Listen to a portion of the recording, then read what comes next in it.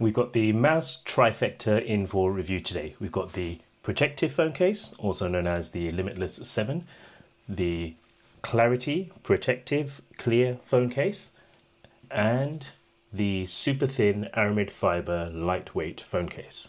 Are any of these cases worth putting on your phone? Do they live up to the Mous marketing hype that we see online literally everywhere? Well, I think 2 out of the 3 do. Stick around to see which of these are. Firstly, I bought all 3 cases with my own money. I reached out to Mous and asked if they would send some cases over for review. And well, they said no. And the reason was because I simply don't have enough subscribers. So if you do find this video useful, please don't forget to like the video and subscribe, as it helps me get more stuff into review for you all.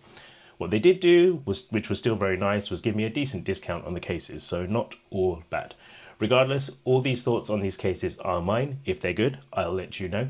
If they're not, trust me, I won't be holding back. Just see my review of the Beats rugged phone case if you don't believe me. And if after watching the video you decide to buy one of their cases, consider using the links in the description. It won't cost you any extra, but it goes a long way to supporting me and this channel, so thanks in advance. I've been using Mous cases on and off since about 2019 with the iPhone XS. Last year with the iPhone 16 Pro, I largely skipped Mous because they made a bit of a mess of the camera control implementation, initially going with a giant cutout, leaving a big chunk of the phone exposed. Eventually, they added a floating button, but that was prone to moving around and falling out, so that still wasn't the best implementation. Well, I'm happy to say that both the Limitless and the Clarity, neither of these have that issue anymore, and their camera control implementation is on par with any other good case with good camera control. The Ultra Thin doesn't have a camera control button or need one, so there's no issues there. Right, so let's start with the Limitless 7.0, Mous's most protective case. The one that you see them throwing up in the air to show you how protective their cases are. Now, I will not be testing out those claims. I bought this phone with my own money and I'm not paying £1,200 for another phone in case the case screws up. I picked up the marine blue version, which I think contrasts very nicely with the cosmic orange phone. That's totally my opinion. You might think it looks terrible, but they have quite a few colors and finishes available, ranging from black Aramid Fibre and wood all the way to chili red. So enough choice for you to find something you like. On the inside of the case, you have a nice microfiber lining to protect your phone, along with this pattern, which I assume is designed to represent the magnetic field from the Magsafe magnets. More on those a little bit later. On the inside of each of the corners, you'll see the case is lined with Mous's Aeroshok shock absorbing material. It's interesting to see that there is a lot less of it than in previous cases. Right, let's put the phone into the case. It goes in with a very satisfying snap. Taking a look around the case, you've got nice floating buttons for the power, the volume and action buttons, along with a covered camera control button. The buttons are nice and clicky and easy to press, so no issues there. I might be nitpicking here, but it would have been really nice to see a color matched camera control button. But I can imagine that would force up the manufacturing costs to have so many different color versions, so I understand why they haven't done that. Let's test out the camera control button. So double clicking in, swiping around, it's nice and responsive. No issues with that. If you're personally someone who uses the button, then that's great, it's going to work really well. Personally, I only really use it as a quick launch for the camera, but it works absolutely fine if you want to make more use of it. On the bottom, you've got the usual cutouts for the speakers, USB ports, and some lanyard holds on both sides of the case, one here and one here. Each of the 4 corners are reinforced with extra material. Given that most of the drops tend to be on one of the corners, this helps to keep the case nice and slim because the rest is a bit thinner. If you contrast this with the Beats rugged case I reviewed a few weeks ago, that case has very thick sides, making using the phone quite difficult unless you've got giant hands. This is much thinner, making the giant iPhone 17 Pro Max much more manageable. Mous's cases also have a really nice high screen lip. I don't have a tempered glass screen protector on here, so there's still a bit of a lip at the center, but if you have a tempered glass screen protector, The center will be almost flush, but you've got these raised sections all around the sides. The corners are much thicker to prevent your phone from sitting on the glass if you put the phone face down. I really like this implementation because it gives the illusion of a slimmer case, but still provides the protection for face down drops. You've got a lot of cases with really shallow lips for some reason now, but this isn't one of them. On the sides, you've got some extra ridges that are supposed to provide extra grip. Around the back, you've got a nice high ring around the camera plateau to protect it from scraping against the table. The back has a fabric inlay. Not sure if that's going to get dirty over time, but it's well integrated into the case. Right, so how does it feel in the hand? Well, I've actually been finding it pretty slippery. I'm not sure what it is, but it feels like the blue finish has made this a much more slick case than, say, the Clarity case that I'll come on to in a moment. The ridges on the side don't really seem to be doing much for me, and out of the 3 cases, this is the most slippery.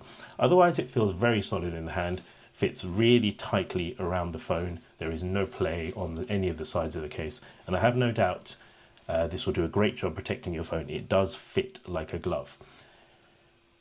Mous's cases have always been very tight fitting, and this is no exception, and it gives me reassurance that my phone will stay inside the case in a drop rather than the case popping off. Aside from the lack of grip, there is one other area that this case is a bit of a letdown, and that's the Magsafe strength. For me, it's simply not strong enough. It won't pick up this anchor base at all, and it's even fallen off my Apple Magsafe charger that I use in the car. It just comes off far too easily. When I've driven over a speed bump, it's just popped off. If you don't use Magsafe or any Magsafe accessories much, then this case is great. For me, it's unusable though because of the Magsafe strength, which is a real big shame because I really, really like this case. Right, onto the Clarity case. First of all, I have a love-hate relationship with clear cases. I love being able to see the actual phone through the case, but I hate clear sides to the case. For some reason, they just make things feel cheap and reminds me of people who used to cover their sofas with plastic wrap back in like the 80s and 90s. They also tend to yellow and on those clear sides, which means they won't even last as long as your phone will. Thankfully, the Mous Clarity case doesn't have those clear sides, but it has a hard TPU or TPE, whatever it is, black plastic surround, which means that you kind of get the best of both worlds. The back is also supposed to be resistant to yellowing, meaning as a clear case, it might actually last you the 2 to 3 years you keep your phone. Taking a look at the inside, it's almost identical to the Limitless case. Same Aeroshok green stuff in the corners, same lanyard holes, same buttons, just black this time. So let's pop the phone into the case, again with a very reassuring snap. The buttons are nice and clicky again, very easy to use, very easy to press. You've got the same camera control button, black this time, matching nicely to the sides with the same cutouts all along the bottom. Turning it over, you've got a nice and high camera protection here. That means you won't be putting your phone down on any of the lenses. On the sides, you've got the same grip strips here on the side of this case. But this time, I'm not a material scientist, so I don't know why, but the sides of this case are much, much more grippy.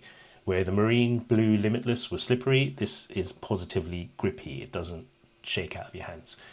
The clear back is also ever so slightly lifted. It probably won't come out very well on camera, around the bottom corners here and the top, obviously. So you're not actually putting the phone down directly on the back glass or the back plastic either. That, along with some anti-scratch and anti-yellowing coating they've got on here, actually keeps the back from getting heavily scratched, just putting it down and picking up the phone. You've got the same lip protection at the Limitless, dips down at the center. The corners are extended to provide the front of the screen more protection. Middle areas are lower, so swiping is nicer. Camera control, again, is equally nice and responsive. You can see that here. As far as Magsafe, this is far stronger than the Limited. I'd expect that these are the same magnets in both cases, but you can see the Clarity the Clarity magnets are just probably closer to the back. I mean, who knows? There's probably just more distance to the magnets on the Limitless case. I feel far more comfortable using this both in just a hand because of the additional grip and also just because the Magsafe magnets, they haven't fallen off my car mount yet. So much more happy with this one. Overall, I really like this case, and it's definitely one that I will stay in my rotation, as opposed to the blue one, which I think I will likely donate to someone. If you want a clear case, you should definitely consider this one, and use my links if you decide to buy one. And next case, onto the super thin Aramid Fibre case. Now, this is a strange one from Mous. They're all about super protective cases, and it feels like they're doing a bit of a pataka here. Obviously, this isn't something you want to throw up into the air like the other two cases. It's not going to survive, although it will cover you for scratches and minor bumps. It's super thin and light, and if, like me, you don't really drop your phone, it might be just what you're looking for. You've got a lot of exposed phone, so you get to see the actual phone, and all the buttons you press are the actual buttons of the phone. But you do have the risk of scratching up the aluminium in those areas. A trade-off, I guess, for the Aramid Fibre and the thinness of the case. Snapping it in, it fits very tightly. It keeps the phone feeling very similar to the original phone itself. The top and the bottom are left exposed, as are all the buttons, including the camera control, so no need to test how that works. It's really nice and grippy on the exterior, and again, it's got a really nicely raised lip around the cameras to protect your cameras there.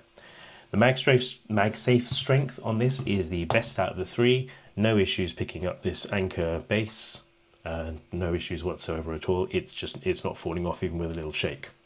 Overall, as someone who hasn't dropped their phone since the Samsung Galaxy S8 back in 2017, this is my favorite case, favorite Mous case, because it keeps the phone slim, protects it from everyday scratches, and has very strong magnets. So there you have it. 3 cases from Mous. 2 of which, the Clarity and the Super Thin, I will be using regularly in my case rotation. The Limitless, not likely. Just a reminder, if this video has helped you and you plan on buying one of Mous's cases, consider using my link in the description. It won't cost you any extra, but it will help support the channel and let me keep doing what I'm doing. And don't forget to subscribe and like the video so you can see more of me. Thanks.